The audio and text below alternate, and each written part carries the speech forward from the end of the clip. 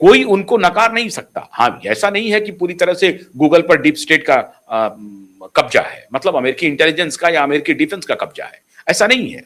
लेकिन ये टेक्नोलॉजी कंपनियां अब डीप स्टेट के हिस्सा हो गए हैं, क्योंकि इनको मालूम है कि अगर ये टेक्नोलॉजी कंपनियों के खिलाफ कोई दूसरा देश कोई अपना इंफ्रास्ट्रक्चर बिल्ड करता है, तो उसको डराने के लिए फिर उनको आर्मी चाहिए, फिर इंटेलिजेंस एजेंसी चाहिए, उस देश की ताकत चाहिए। अब वहां ये टेक्नोलॉजी कंपनियां पर्दे के पीछे से अब अमेरिका की डिफेंस से या अमेरिका के इंटेलिजेंस से, अमेरिका की पॉलिटिकल एस्टेब्लिशमेंट से उस प्रेस्पेक्टिव स्टेट को धमकाता है, डराता है कि तुम ऐसा अगर करोगे तो दिक्कत में पड़ जाओगे, तो हम जो कह रहे हो वो मानो। अब ऐसी परिस्थिति में वो गूगल से भी दुश्मनी नहीं ले सकता, वो माइक्रोसॉफ्ट से भी नहीं ले सकता, वो एप्पल से भी नहीं ले सकता, अमेजॉन से भी नहीं ले सकता।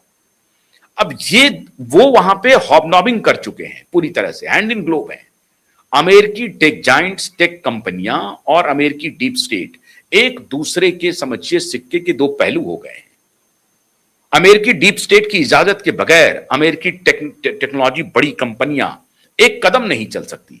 अगर वो आज कहेगी कि हमें भारत की बांह मरोड़नी है, आप थोड़ा सा इसको स्क्वीज कर दो, कोई परेशानी खड़ी कर दो, तो परेशानी खड़ी कर सकता है। अब भारत सरकार इसी का आकलन करने में लगी हुई है, हर तरफ से घेरने में लगा हुआ। भारत अपने गोल्ड स्टॉक को बढ़ा रहा है, क्योंकि उनको मालूम है आने वाले दिनों में इनका अमेरिकी एनर्जी सप्लाई चेन को डिसरप्ट करने का खेल अभी फौरन बंद नहीं होने जा रहा है। ये डिसरप्शन का खेल करता रहेगा। अगर ईरान स्ट्रेट ऑफ हॉर्मुज को पूरी तरह से खोल भी दे, ईरान और अमेरिका इजराइल के बीच में समझौता हो भी जाए, तब भी अमेरिका चाहेगा कि स्ट्रेट ऑफ हॉर्मुज पर हमारा कब्जा हो, मतलब वो चौधरी बिठा दे। अभी देखिए कि ईरान ने भारत के सेलर्स पर हमला नहीं किया, ये अमेरिकी नोबेल युद्धपोत से हमला किया गया भारत के सेलर्स के ऊपर, जिसमें तीन सेलर्स की जान गई, जिसका जिक्र प्रधानमंत्री मोदी ने और भारत के विदेश मंत्री ने किया। और बहुत स्ट्रांग ऑब्जर्वेशन था भारत के प्रधानमंत्री मोदी ने, सीधे डोनाल्ड ट्रंप को इसकी चर्चा की, जो द्विपक्षीय दोनों की बैठक हुई थी फ्रांस में अभी। और इसको आप सबने देखा, पूरी दुनिया ने देखा कि किस प्रकार से भारत के प्रधानमंत्री कह रहे हैं कि अमेरिकी डिफेंस के लोगों ने, नेवल के लोगों ने भारत के 3 सेलर की हत्या की है। तो अमेरिका यह चाहता है कि स्ट्रेट ऑफ हॉर्मुज, ये जो हम डील कर रहे हैं ईरान के साथ, तो ईरान को कहा जाएगा कि देखो तुम चिंता मत करो, हम दुनिया भर से पैसे तसील करके तुमको देंगे और जो तुम्हारी बर्बादी हुई है हम तुमको ठीक कर देंगे, उसका भी ठेकेदारी मुझे दे दो। हमारी कंपनी आकर के तुमको रिकंस्ट्रक्ट कर देगी ईरान को। ईरान में जो तबाही हुई है, एयरपोर्ट है, रोड है, इंफ्रास्ट्रक्चर, अदर इंफ्रास्ट्रक्चर है, न्यूक्लियर इंफ्रास्ट्रक्चर है, इस सब की हम रिकंस्ट्रक्शन कर देंगे, सब ठीक कर देंगे। न्यूक्लियर का तो हम तुम्हें अनुमति देंगे ही नहीं, लेकिन इसके लिए मुझे पैसे की जरूरत है और पैसे के लिए मुझे दादागिरी करनी पड़ेगी, तो मुझे तसीलना पड़ेगा। तो वो एक प्रकार से छोटा दादा हो गया जो टोल टैक्स वसूलने के लिए वहां बैठ जाएगा। लेकिन टोल भी वसूलेगा, हमारा जो पेट्रोलियम पदार्थ है वो महंगा भी होगा, डिसरप्शन भी होगा, वो डिसरप्ट भी करेगा, दादागिरी करके पैसा भी तसीलेगा और महंगा करके हमें एक तरफ महंगाई से मारेगा, दूसरी तरफ डिसरप्ट करके हमें लगातार टेंटर हुक पे रखेगा। मतलब वो हमें डराता रहेगा, हमें वो ये कहता रहेगा कि जो मैं कहता हूं वो सुनो तुम।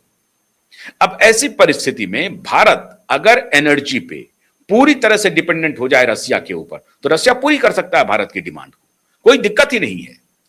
लेकिन इधर फिर टेक्नोलॉजी कंपनियों से या अन्य तरीके से भारत की बाह मरोड़ने की कोशिश करेगा अमेरिका। अभी तो मित्रों सबसे बड़ी बात और हो रही है, जिसके बारे में मैं अलग से एक डिटेल वीडियो बनाने वाला हूं कि वो क्या खेल हो रहा है, पाकिस्तान के साथ अमेरिका क्या कर रहा है। लेकिन अभी आप ये जो सोने का जो खेल चल रहा है, इसको बहुत बारीकी से समझिए कि डॉलर की हेजेमनी बरकरार रखना चाहता है अमेरिका, तो अभी सोना सस्ता है।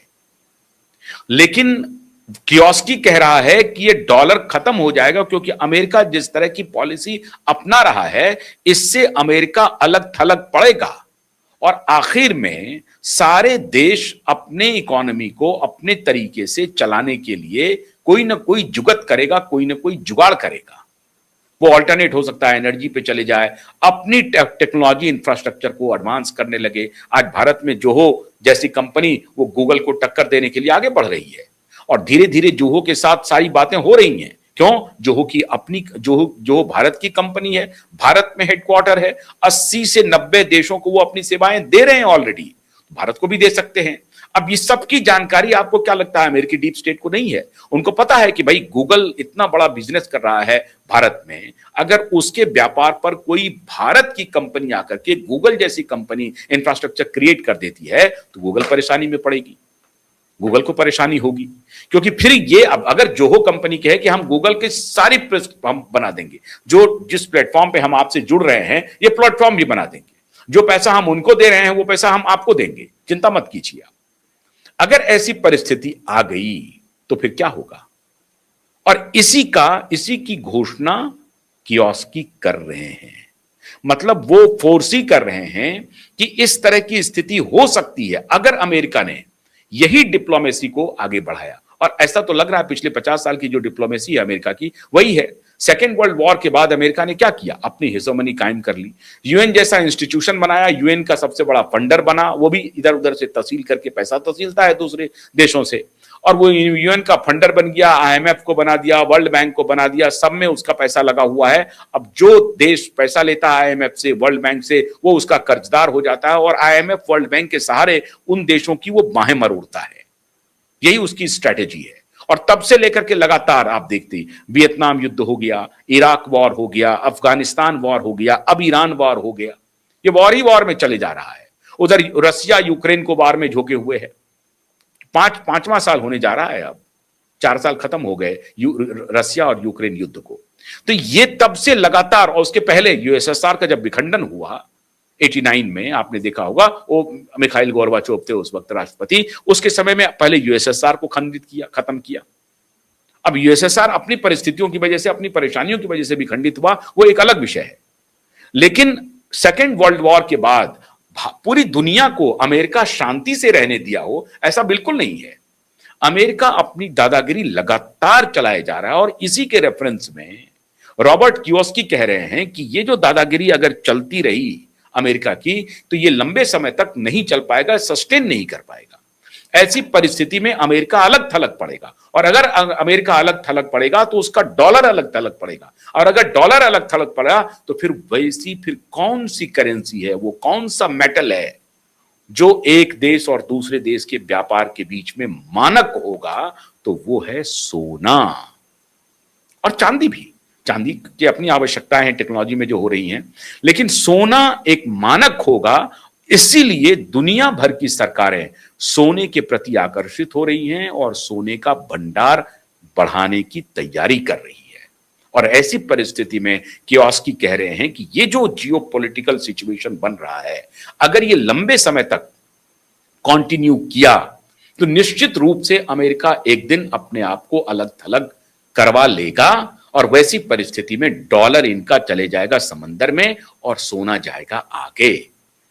और इसलिए सोने की खरीदारी आने वाले दिनों में होगी, डिमांड बढ़ेगा। और इसलिए वो कह रहे हैं कि $35,000 तक सोने की कीमत जा सकती है प्रति ऑन्स, मतलब 10 ग्राम की कीमत $35,000 in terms of rupees 33 lakh रुपए तक जा सकती है। प्रेडिक्शन बिल्कुल सही है। अब देखना यह है कि ये तब है, मतलब हाउएवर देयरफॉर लगा हुआ है। हाउएवर देयरफॉर का मतलब ये हुआ, ये होगा तो होगा, मतलब अमेरिका इस पॉलिसी को अगर कंटिन्यू लंबे समय तक करता है तो ऐसा होगा ही होगा। क्योंकि डॉलर को अगर नीचे जाना है तो वो उसकी अपनी पॉलिसी की वजह से नीचे जाना है। क्योंकि आप एक तरफ अगर दुनिया भर के देशों को आप दीवार में चिपका देंगे तो उसके पास कोई ऑप्शन नहीं रहेगा। जब आप चिपका देंगे तो क्या करेगा वो? ऐसी परिस्थिति में वो बाउंस बैक करने की कोशिश करेगा खुद को बचाने के लिए, और खुद को बचाने के लिए वो अनकन्वेंशनल स्टेप्स ले सकता है। और अभी वो कह रहे हैं कि जैसे पेंडेमिक के जमाने में क्या होता है, युद्ध के जमाने में क्या होता है, वैसी परिस्थिति में सोना ही आपका रक्षक होता है। तो पेंडेमिक का भी खेल चल रहा है, देख ही रहे हैं। अभी तो सबसे बड़ा खुलासा हुआ है, बिल गेट्स ने स्वीकार कर लिया है कांग्रेसनल हियरिंग में कि हां, मेरे कई महिलाओं के साथ संबंध थे। एफसीन फाइल से खुलासा हो गया।